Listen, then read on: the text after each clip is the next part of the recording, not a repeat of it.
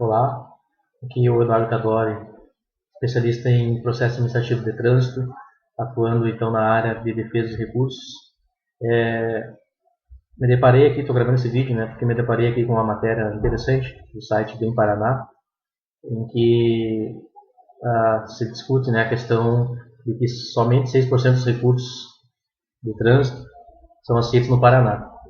E a matéria, muito bem escrita pelo Rodolfo Luiz Kowalski, salvo algum engano que sempre ocorre na imprensa em termos de legislação, que não vem ao caso agora no momento, discutiu isso, pegou os dados e apresentou essa questão. E é uma realidade que aparece muito em todo o nosso país. Só que estou gravando esse vídeo não para que você que está vendo pense então que, nossa, então não vale nem a pena tentar, que não valia nem a pena tentar, já que são só 6%.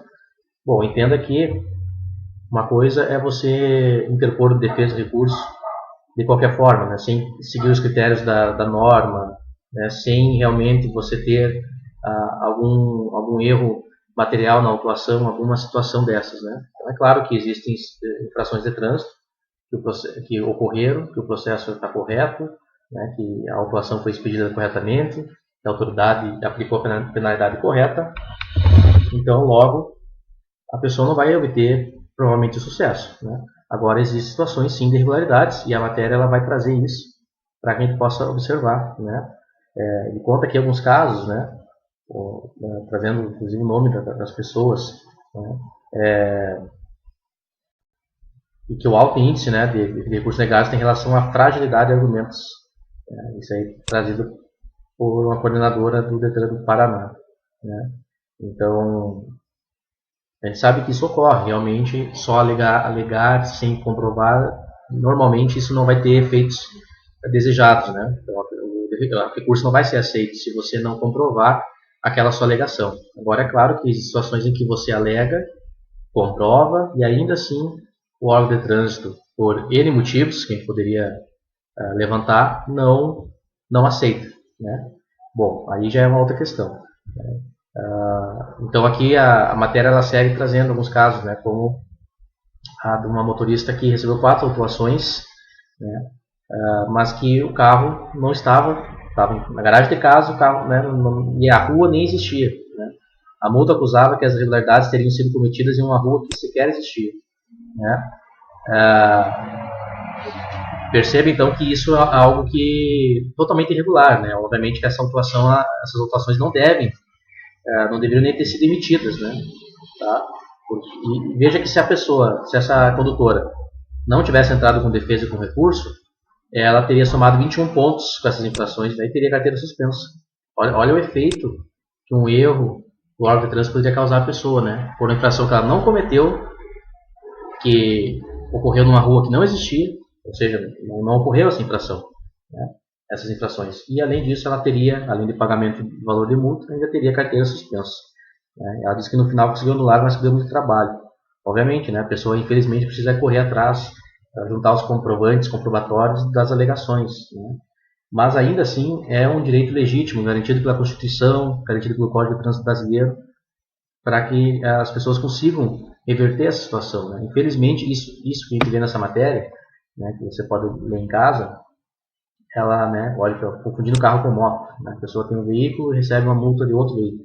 Coisas absurdas assim, isso não acontece com pouca frequência, acontece bastante. Obviamente que não é a regra, é a exceção, mas acontece bastante. Por isso que você, condutor, ao receber a notificação, tem que observar se a notificação está correta, se possui preenchimento de todos os campos, essas informações ali estão de acordo com a verdade.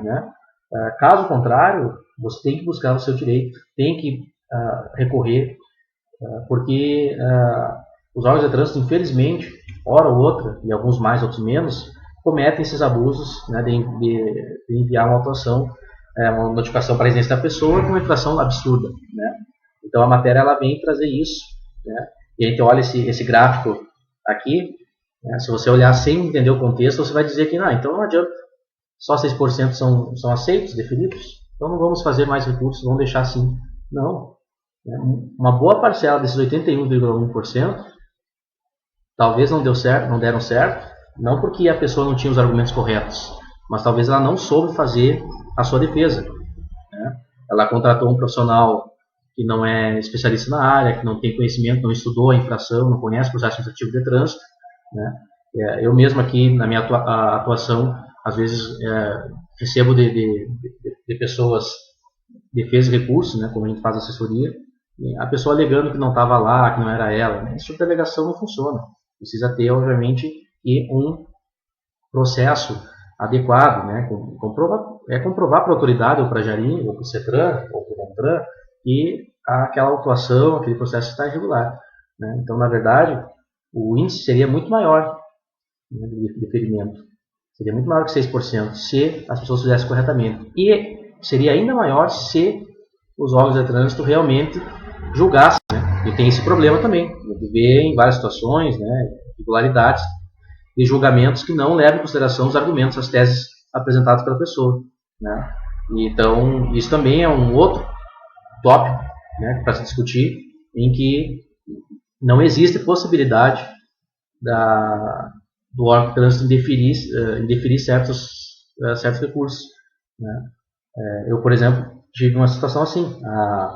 O condutor conduzia então uma Kombi, no modelo que ele tinha, não tinha 103 pontos nos bancos dos passageiros. A Polícia Rodoviária Federal autuou sem abordagem o condutor, né, e autuou escrevendo, declarando realmente no campo de observações que eram os passageiros que estavam sem cinto. Bom, mas se 102 pontos, né, subabdominal, e não houve abordagem, então logo a autuação é irregular. Bom, a gente fez a defesa não foi aceita, né? A defesa prévia não foi aceita, foi deferida, né? Mas daí insistimos até a Jari, que é a Junta Administrativa de Recursos da Infração. Bom, ali foi aceito. Mas veja todo o transtorno que isso gera, né? E o condutor, se essa autuação não fosse deferida, não fosse aceita, ele com esses 5 pontos teria chegado aos 20 pontos, teria carteira suspensa. Então veja que você precisa sim se defender, né? A não ser que você queira baixar a cabeça e aceitar até coisa que você não fez, né? Uma coisa é você cometer a infração e aceitar, né, e deixar por isso mesmo. Outra coisa é você não cometer e deixar por isso mesmo ser alvo de uma irregularidade. E além disso, mesmo que você tenha cometido a infração de trânsito, é um direito constitucional, né? É um direito que é maior que as infrações.